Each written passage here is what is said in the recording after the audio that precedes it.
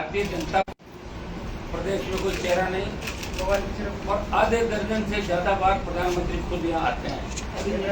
और अभी ये भी तय नहीं हुआ कि बीजेपी किसके नेतृत्व में चुनाव लड़ेगी। बार बार प्रधानमंत्री को आना पड़ता है।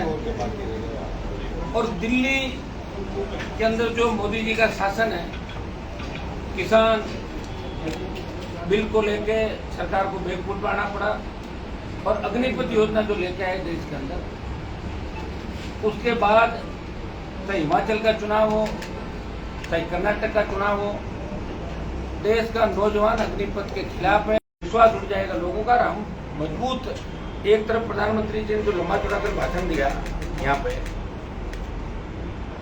तीसरा पहलवानों के मामले के अंदर जिस तरह के हालात देश के अंदर बने, पहलवान मेडल पाने के लिए गंगा जी के अंदर चले गए, फिर वापस आए, तो और सरकार ने उनसे बात तक नहीं की, उचित नहीं समझा और उल्टा ये रिएक्ट किया दिल्ली पुलिस ने कि अगर इंडिया गेट पाएगा आपको गिरफ्तार कर लेंगे।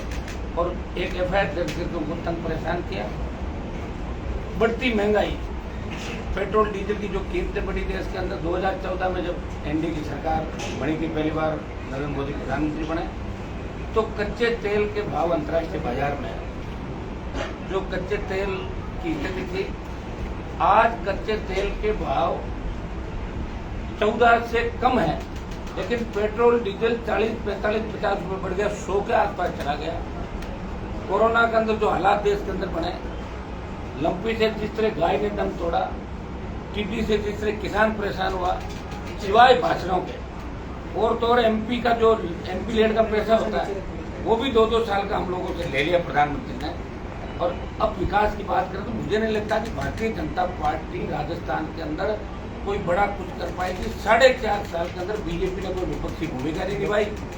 और गहलोत ने ये कहा, जो 2009 में मैंने आरोप लगाया कि वसुंधरा गहलोत मिले में, गहलोत ने कहा कि वसुंधरा ने मेरी सरकार बचाई, कैलाश मेघवाल ने मेरी सरकार बचाई। इसका मतलब हमारे आरोपों में सच्चाई थी।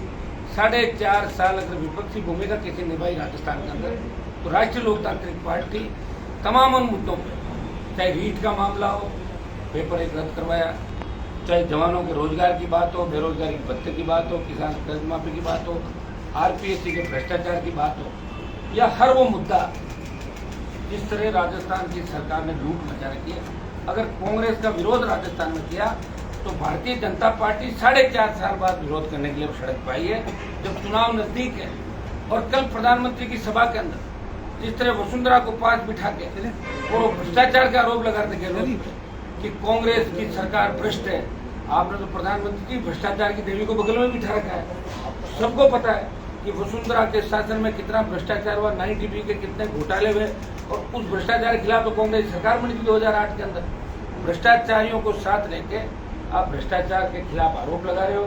आप कौन सा काला धन वापिस ले आए देश का, आपने कौन सा इतना कोई काम कर दिया, कौन से नौजवानों को रोजगार आपने देश के अंदर दिए, कितने पद केंद्रीय नौकरियों के अंदर खाली है। तो हालात देश के अंदर बिल्कुल ठीक नहीं है और प्रदेश अपराध के अंदर 1 नंबर से चला गया। आज मुख्यमंत्री की कुर्सी बचाने में लगे हुए, दिल्ली जयपुर के बीच में उनके चक्कर लगते रहे। और दूसरे जो इनके नेता है वो मुख्यमंत्री बनने में ही लगातार इनका संघर्ष है, मैं सीएम कैसे बनूं। कांग्रेस को प्रदेश की चिंता नहीं, लूट खसोट का जो कारोबार चल रहा है, जिस तरह भूमाफियाओं की गिरफ्तारी राजस्थान के अंदर आज भी कोई बता रहा है सोशल मीडिया पर, इस सरकार के बहुत नजदीकी लोग, सीएमओ के नजदीकी लोग गिरफ्तार हो रहे हैं, एसओजी ने कोई पकड़ा भूमाफियाओं किसी को।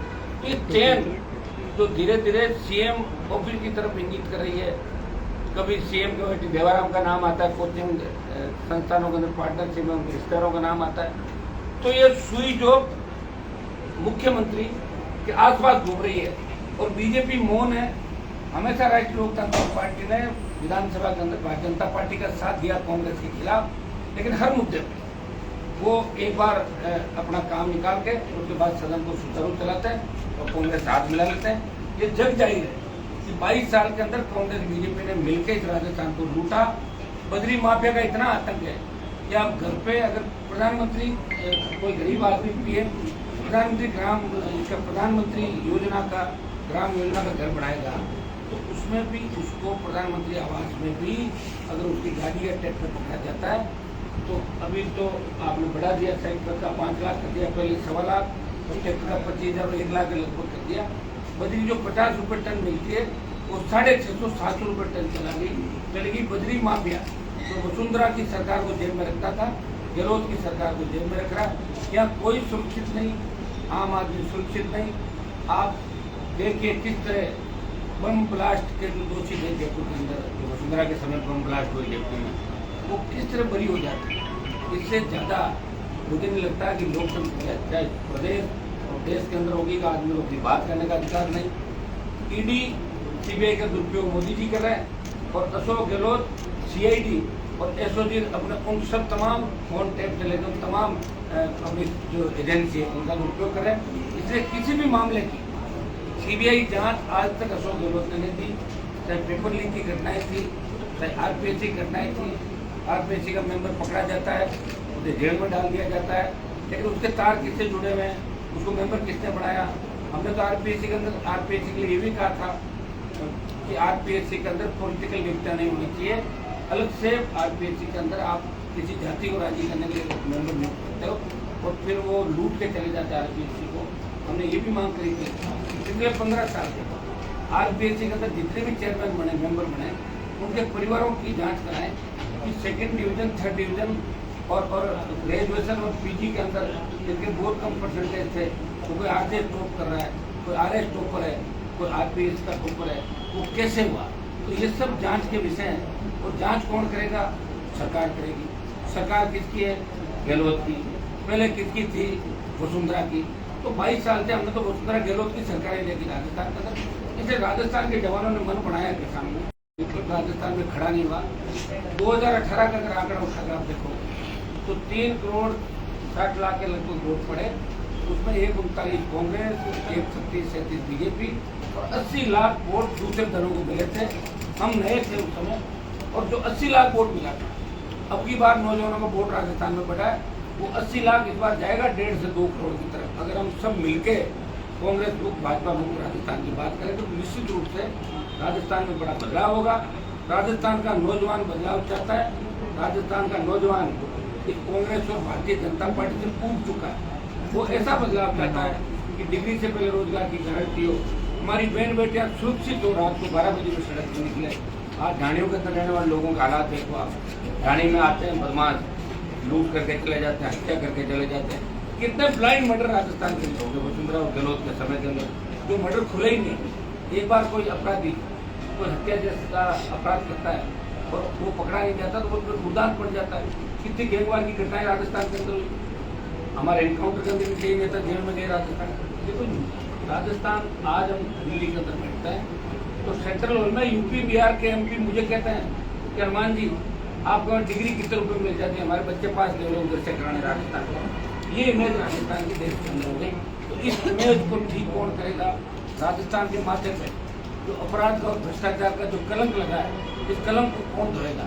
उस कलंक को धोने के लिए हम लोग मजबूती से आगामी दिनों में इस जून महीने के अंदर 4 बड़ी रैलियाँ राजस्थान के अंदर हम अलग अलग जगहों पर, जिसमें हमारी रैलियाँ होगी, जिसमें हमारे आईपी के गठन के जो मुद्दे थे, हम चाहते हैं। कल मुख्यमंत्री का ट्वीट देखा, उस वक्त बड़ी घोषणा करेंगे 10-45। हमें क्या पता ये बड़ी घोषणा मुझे पहले ही कर रही थी। हम उसमें बजरी की रेटें कम करेंगे, इससे प्राइवेट टोल फ्री करेंगे या कुछ ऐसा करेंगे, पेट्रोल डीजल की कीमतें कम करेंगे, अपना जो टैक्स है वो हटाएंगे। हरियाणा, पंजाब और दिल्ली के अंदर जिस तरह डीजल पेट्रोल सस्ता है, हाँ ये सही है कि केंद्र सरकार भी जम के जनता को लूट रही है। फिर राज्य सरकार को रात करनी चाहिए। रात कैंप की बात कर रहे हैं कि चुनाव के समय को रात कैंप भी आता है। इसलिए तमाम मुद्दों को लेके 4 बड़े प्रदर्शन हमारे होंगे। बजरी की दरें कम करें और बजरी माफिया के खिलाफ सख्त कार्रवाई करें। ऐसे ढूंढे पंजाब, हरियाणा, उत्तर प्रदेश और बिहार से आगे तो बजरी के उस पर कैसे ग्रामीण को पीट कर 2-3 दिन पहले का एक वीडियो था बीकानेर का, भीलवाड़ा का, जिसमें पूरे गांव को पीटते हुए दिखाई दे रहा है, हवा के अंदर खाएंगे। तो आम आदमी सुरक्षित नहीं है। इसको लेके आरएलपी पार्टी इस जून के अंदर 4 बड़ी रैलियां, जिसके अंदर 9 तारीख को हम डूंगरगढ़ के अंदर एक बड़ी रैली करें बीकानेर जिले में, जिसमें किसान कर्ज माफी से लेकर कांग्रेस को उनके वादे याद दिलाएंगे, स्टेट हाईवे टोल फ्री करें, जितने भी हमारे इश्यू जिसको आरएलपी का गठन हुआ, जिसको लोकल मुद्दे भी इसके अंदर रहेंगे। डूंगरगढ़ 9 तारीख, 12 तारीख को रिया नागौर के अंदर जब बजरी का बहुत बड़ा बेल्ट है और आए दिन वहाँ बजरी माफिया लोगों को परेशान करा। 12 तारीख को रिया के अंदर बड़ा प्रदर्शन होगा हमारा आरएलपी का। 14 तारीख को कोलाइट के अंदर हम बड़ा प्रदर्शन करेंगे, बड़ी रैली करेंगे कोलाइट के अंदर। 17 तारीख को टोंक के अंदर बड़ी रैली है। 20 तारीख को भीलवाड़ा के अंदर बजरी और स्थानीय लोगों को रोजगार वहाँ मिले। जितनी भी कंपनियां वहाँ आई है, चाहे सीमेंट की हो चाहे दूसरी हो, तो लोगों को किस तरह तंग परेशान करे, स्थानीय लोगों को रोजगार का मुद्दा भी हमारा अहम रहेगा। और 24 तारीख को दोरी मन्ना बाड़मेर के अंदर बड़ा करेंगे। बजरी का जो बालोतरा के अंदर किया था 20-30 हज़ार लोगों का, वहाँ बजरी की प्रमुख समस्या है, उसको लेकर हमारा बड़ा प्रदर्शन है। बजरी की दरें सरकार कम करे और प्रत्येक व्यक्ति को जैसे खेत में बजरी निकलती है उसको पट्टे दे सरकार। अगर ये रोजगार देना चाहती है, राहत देना चाहती है, अपना रोजगार लोगों को मिलेगा। और 22 तारीख जो हमारी है वो नौर, हनुमानगढ़ जिले के अंदर नौर के अंदर बड़ी सभा रैली हम नौर के अंदर करेंगे। 4 प्रदर्शन बजरी, स्थानीय लोगों को रोजगार। और टोंक के अंदर 16 में जो गोलीकांड हुआ था, जिसमें बिशरपुर का जो हॉस्पिटल है उसको टोटी सागर में डालने का मुद्दा है, वो भी बजरी के साथ हम टोंक के अंदर रखेंगे। और 4 रैलियां और 4 बड़े प्रदर्शन, 8 जो आंदोलन और रैलियां हमारी आगामी 27 जून से पहले राष्ट्रीय लोक तांत्रिक पार्टी करने जा रही। राजस्थान के अंदर लगातार आप देख रहे हो हर मुद्दे पर हमारे नौजवान लड़ाई लड़ रहे हैं, प्रयास करें, कोशिश करें। हाँ, ये सही है कि राजस्थान में कभी तीसरी ताकत खड़ी नहीं, लेकिन हम विश्वास दिलाते हैं राजस्थान की जनता को, देश के लोगों को। इस बार राष्ट्रीय लोकतांत्रिक पार्टी तमाम उन दलों से जो कांग्रेस भारतीय जनता पार्टी के खिलाफ पीड़ित शोषित की बात करते हैं, जवान किसान की बात को उनको साथ लेके इस बार नए राजस्थान का निर्माण हम लोग करेंगे। कितनी संभावना है आरएलपी और आपकी मुलाकात की? देखिए, अभी तो हम कुछ और भी इंतजार कर रहे हैं। कुछ लोग क्या पता और निकल के कुछ लोग आए जिनसे उम्मीद है। बाकी लड़ाई हम तो लड़ेंगे और इसमें कोई दो राय नहीं कि राजस्थान में अगर तीसरा विकल्प भी कोई खड़ा तो राष्ट्रीय लोकतांत्रिक पार्टी है, जिसको अशोक गहलोत और बीजेपी ने खूब तोड़ने का प्रयास किया। जब सरकार गिर रही थी, बीटीपी टूट गई थी, कॉमरेड चले गए थे, लोकदल चला गया था, बसपा पूरी चली गई थी कांग्रेस के अंदर। राष्ट्रीय लोकतांत्रिक पार्टी का गठन हुआ। तीनों विधायक हमारे कभी बड़ा बंजो में नहीं गए और तीनों हमेशा राजस्थान की जनता के लिए, पीड़ित शोषित के लिए लड़ाई लड़ते रहे। और तीसरा विकल्प भी हमें अभी तीसरी संख्या भी हमारी है, तो निश्चित रूप से हम सब लोगों से मिलते हैं। और बड़ा सचिन पायलट आपके साथ जुड़ेंगे, हो सकता है तीसरे मोर्चे बनाने के अरमान टूट गए सर आप लोगों के? मेरे तो कहीं अरमान टूट गए, मैं तो लड़ी रहा हूँ ना। पिछली बार सचिन पायलट कौन से थे मेरे साथ, 57 लड़े थे। कोई फर्क नहीं पड़ता, कोई आए जाए, जो लड़ाई लड़ता है ना वो ये नहीं देखता कि लड़ाई के अंदर जीत होगी हार। हमें लड़ाई लड़नी है, हमें राजस्थान के अंदर बदलाव करना। और देश के अंदर जो लोग कह रहे हैं बार बार अन्य राज्यों में कि राजस्थान में कांग्रेस, हमें दिखाना देश को कि यहाँ जवानों की भुजाओं के अंदर इतनी ताकत है। तो इस बार कांग्रेस भारतीय जनता पार्टी को घर बिठा देंगे, मिला जुली के खेल को खत्म करेंगे और नए राजस्थान का निर्माण करेंगे। सलमान जी, अपन अकेले कैसे चल पाएंगे अपन? क्योंकि आपने पिछले दिनों सचिन पायलट के लिए कहा कि एक व्यक्ति ने जो लड़ाई लड़ी उसको भी तो देखो। इस राजस्थान के अंदर 70 साल में कितने बड़े बड़े नेता होंगे, कितने बड़े घराने हैं, पार्टियां मंडल के। मैंने मना किया 52, 65, 77, 80, 10 का दौर था।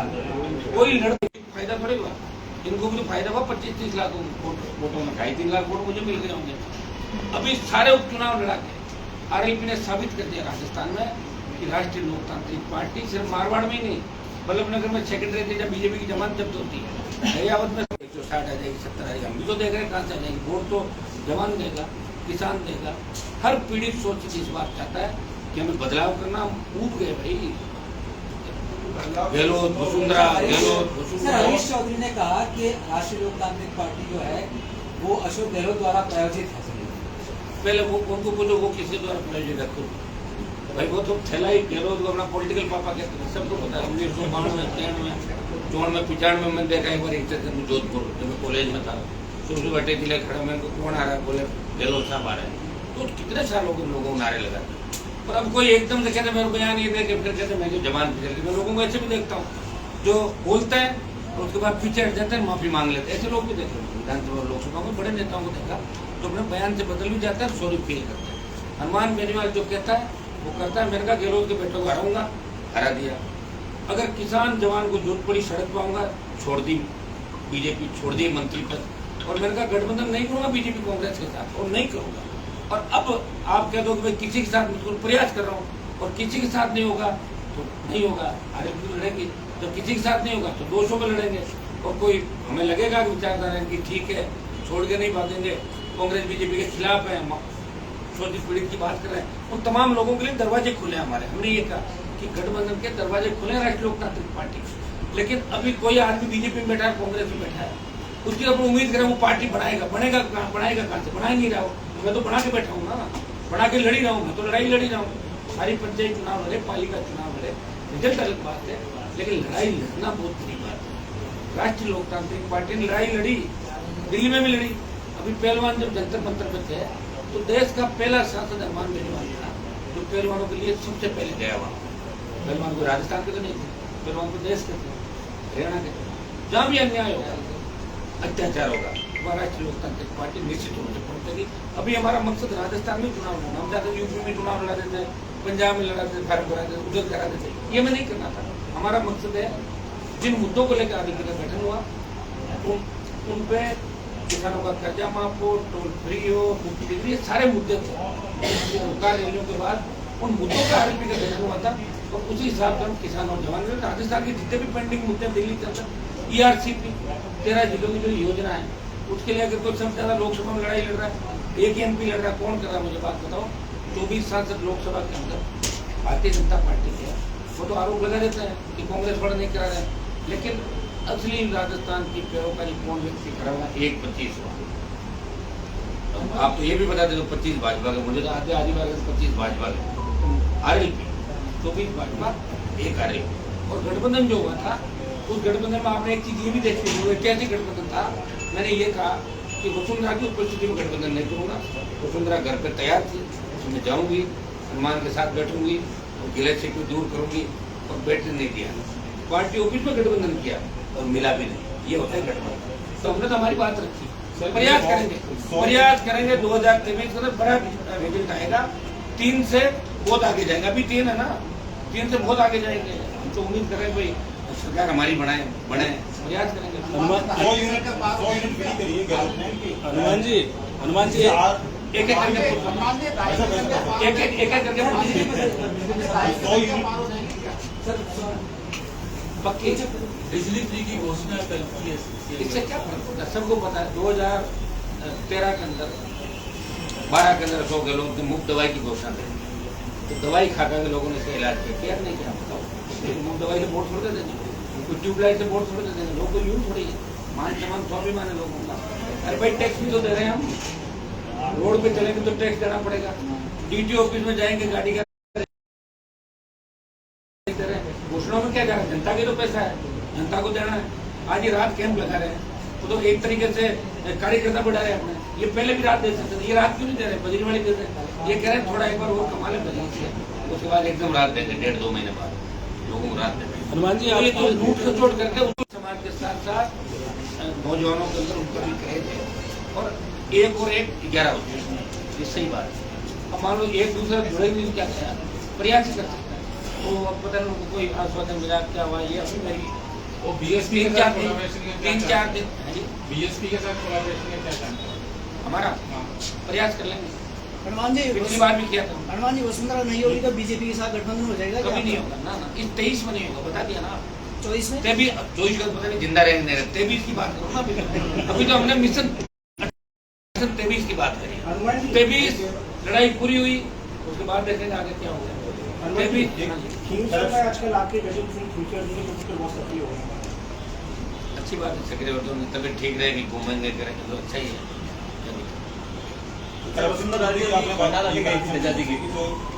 के साथ छिप गए, ये बात तो मीडिया को जानकारी होनी चाहिए ना। एकदम से क्या हो गया, उनका आदत परिवर्तित कैसे हुआ? वो इसलिए हुआ कि परिवहन घोटाले के अंदर जो फाइल थी उसको मंगा ली और मंगाते पड़ा चेंज हो गया। आरोप लगाना, आरोप लगा के रात को वापस कर लेना, पार्टियां बदल लेना, वो ये दिन में शाम को ये उसके बारे में आप मतलब इतना ही कह सकता हूँ कि परिवहन घोटाले की अगर सीबीआई जांच होती तो प्रताप सिंह खुद भी जेल के अंदर होते। अनुमान जी, अभी जो योजना भवन के अंदर 2 करोड़ पैसा जो मिला। पैसा और प्लस 1 किलो से ज्यादा सोना बरामद हुआ। तो मुख्यमंत्री के आसपास भ्रष्टाचारियों का पूरा जमावड़ा है ना, देवारा में ये काम कर रहा है। इनके IAS अधिकारी चारों तरफ यही धंधा कर रहे हैं, उनको सबको पता है। और कई तो कह रहे हैं कि अपने तो फटाफट लूटो और डेपुटेशन दिल्ली करा लो। बीजेपी के नेता उत्तर में कि मुझे यहाँ से ले चल, तेरे काम भी देर देर करता रहो, चल रहा है ना सारा सिस्टम आप देख रहे हो। कैसे एक एक अधिकारी दिल्ली भाग रहा है, दिल्ली भागने के बाद आसानी राजस्थान में कुछ नहीं कर पाएंगे। तो लूट खचोट हो रही राजस्थान के अंदर, रोकेगा कौन इस लूट को बताओ? बीजेपी अगर आगे क्या लूट को रोक लेगी? आई थिंक बीजेपी को एक किसी, अगर मैं कह रहा हूँ कि कांग्रेस पार्टी जब आई तो कमठान ये कालीन चोर के ले गए। एक मामला तो सीधा ही था, चलो वसुंधरा के बाकी भ्रष्टाचार की बात छोड़ दो, आपको जांच नहीं करा पाए, लेकिन कमठान के कालीन मामले में तो कमठान को ले गए थे ना, फिर वापिस छोड़ दिया, छोड़ के उसमें FIR दे दी। आप बताओ इतनी गिरावट आ जाए, मुख्यमंत्री का भविष्य कालीन चोर ले, कोई पेपर वेट चोर ले, कोई पेन चोर ले, ये स्थिति आगे बढ़ जाएगा। तो कैसे राजस्थान, आप बताइए, आप भी राजस्थान के अंदर रहते हैं, हम भी रहते हैं, लोग हमारे सवाल करते हैं कि भ्रष्टाचारियों का राजस्थान, एक कैसा राजस्थान नजर लगे इस राजस्थान में? तो हम तो इतना ही कह सकते हैं, अगर हम सरकार के आसपास आए तो भ्रष्टाचारी एक भी नहीं बचेगा, चाहे कितना ही बड़ा हो, ये मैं कहता हूँ। दोनों को